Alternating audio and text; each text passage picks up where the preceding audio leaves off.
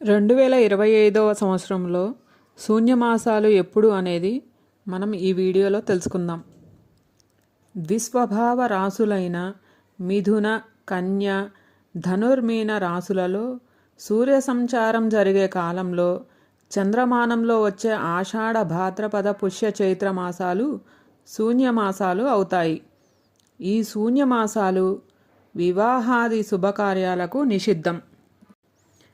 మీన చైత్రో ధనుః పుష్యో మిథునాషాఢ కోపిచ కన్యా భాద్రపదో మాసాః శూన్యమాసాః ప్రకీర్తతాః.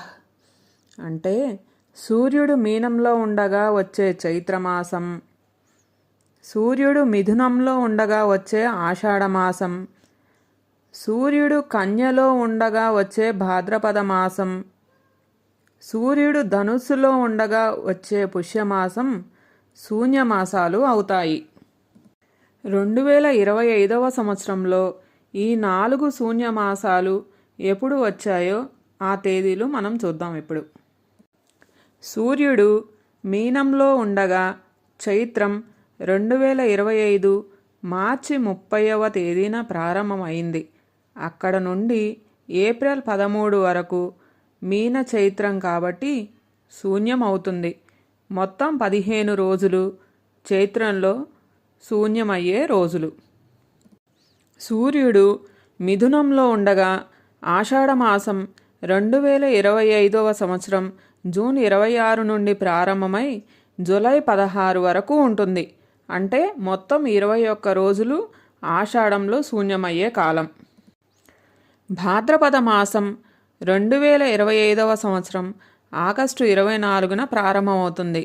కానీ సూర్యుడు అప్పటికే సింహరాశిలోనే సంచరిస్తున్నారు. సూర్యుడు కన్యారాశి సంక్రమణం సెప్టెంబర్ 17న అవుతుంది.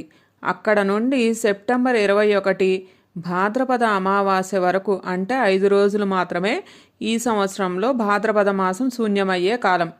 కానీ వాడుకలో భాద్రపదం మొత్తం శూన్యమాసంగా వదిలివేయడం జరుగుతుంది.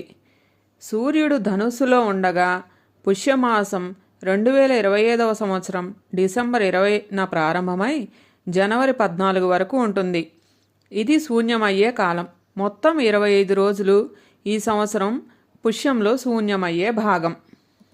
అయితే చైత్రమాసం వివాహాలకు, ఉపనయనాలకు, ప్రతిష్టలకు శుభమాసం అని చెప్పడం వల్ల చైత్రం మినహాయించి మిగిలిన మాసాలైన ఆషాఢ, భాద్రపద, పుష్యమాసాలను శూన్యమాసాలుగా వదిలివేయడం జరుగుతుంది. ఈ వీడియో మీకు ఉపయోగపడుతుంది అనుకుంటే please like, share and subscribe చేయండి.